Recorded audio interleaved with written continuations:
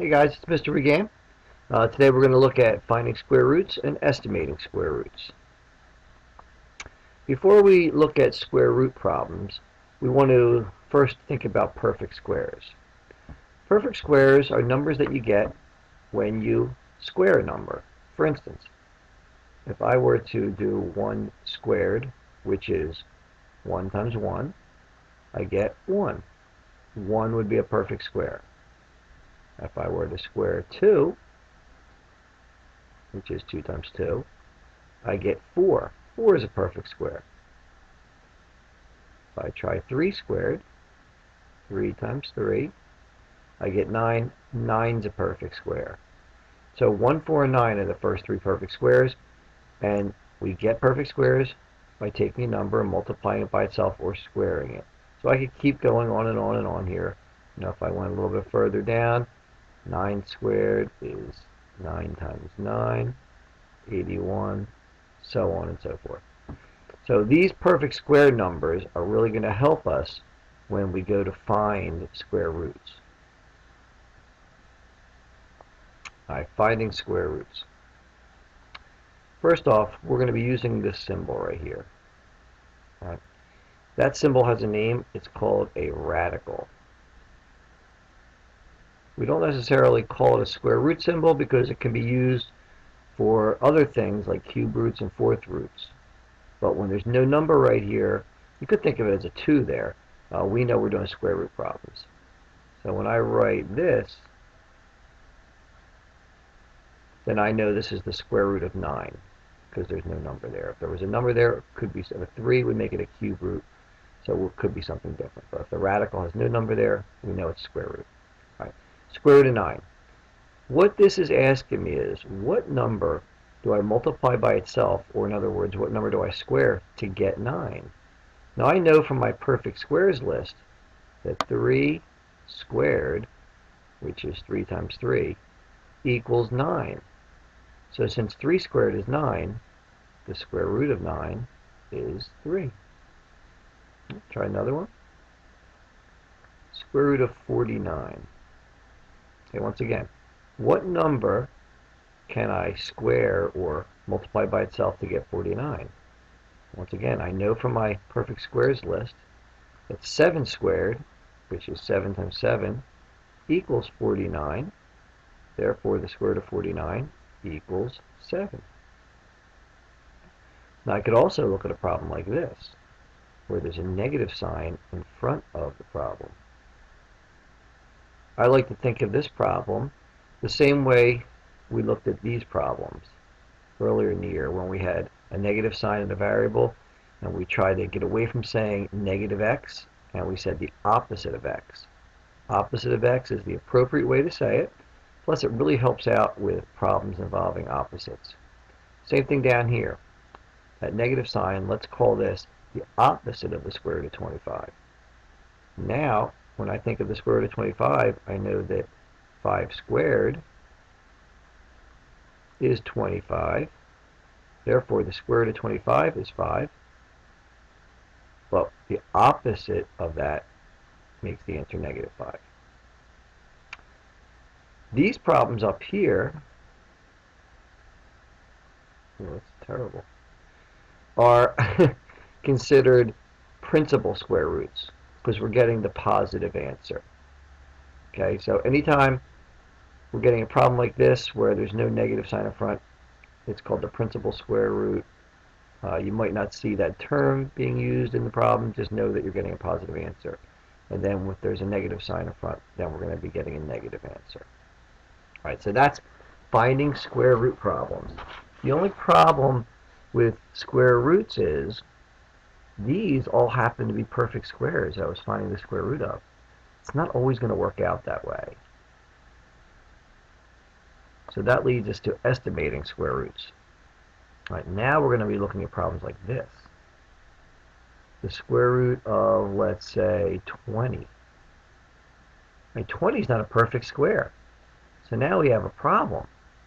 How am I going to figure out the square root of 20? Well, I'm going to estimate it. I'm not going to get the exact answer. And if I put this problem into a calculator, I'd get a decimal answer, and it'd be a long decimal. And I'd have to round it at some point. So essentially that's what I'm going to do. I'm going to estimate this out to the tenths place. I start off by putting above the square root of 20 the square root of whatever perfect square is a little less than 20, but the closest one, and that would be the square root of 16. Square root of 16 equals 4.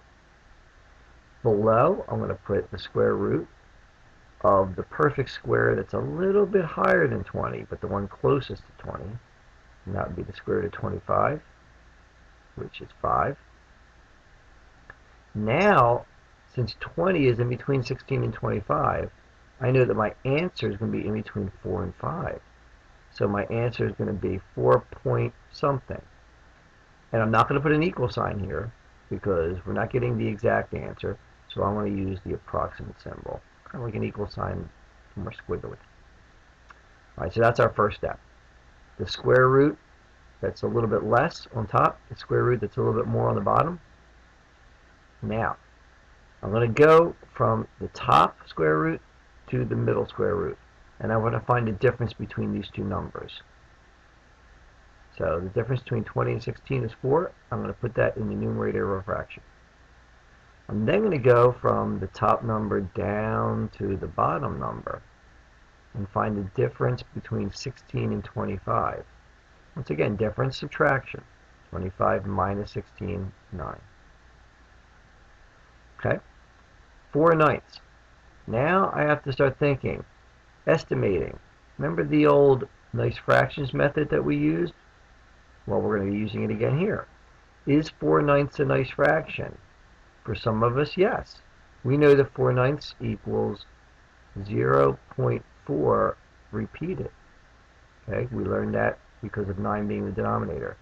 So if I want to round this to the tenths place, it's 0.4. And then my answer here would be 4.4. I get the decimal part from this fraction that I got from finding these differences and then changing it to a decimal. Now some people might have got 4/9 and said, well, I can change the 4 to a 3, keep the 9, 3/9 is 1/3. That equals 0.3 repeated, which if I round to the tenths place is 0.3. And then they might have got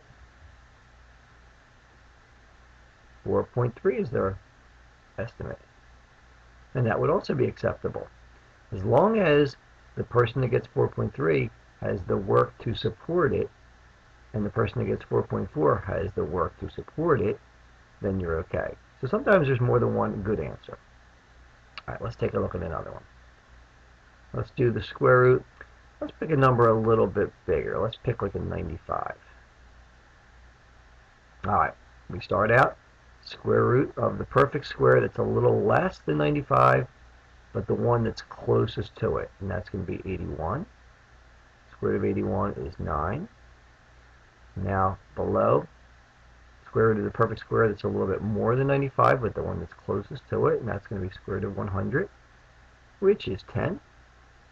I know my answer is going to be between 9 and 10, so it'll be 9 point something.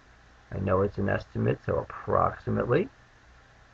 All right, now I got to figure out my fraction, so I do that by finding the difference between the top and the middle number. And 95 minus 81, put that in the numerator of my fraction, 14. I find the difference of the top number and the bottom number, 100 minus 81, and that's going to be 19. And now I have 14 over 19.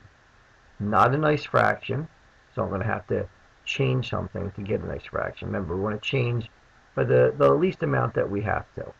So I'm going to try this. I'm going to do 14. I'm going to change 19 to 20. I'm going to simplify that to 7/10. And look, 7/10 is one of our nice fractions. It's 0.7. So I'm going to say that my answer is approximately 9.7. Right? Not the only way to go about this problem, but that's the one I chose, and I think that's one of the better ones.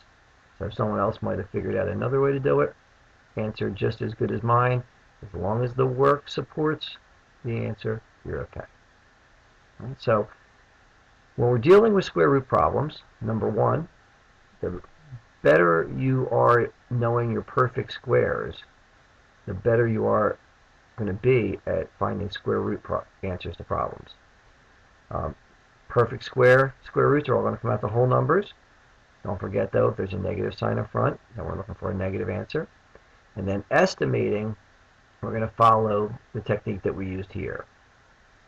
Smaller square root of a perfect square on top, larger square root of a perfect square on bottom.